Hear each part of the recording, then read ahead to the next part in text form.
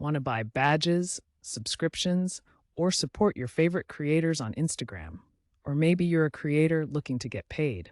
Let's get right to adding your payment info. As of November 2025, Instagram through MetaPay makes it easy to add cards and PayPal.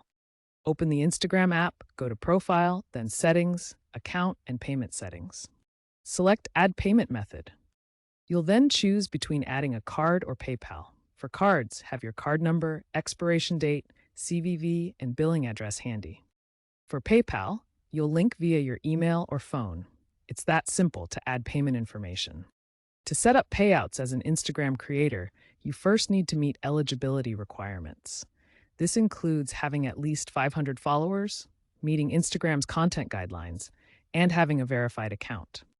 Next, you'll need to use the Meta Creator Studio app.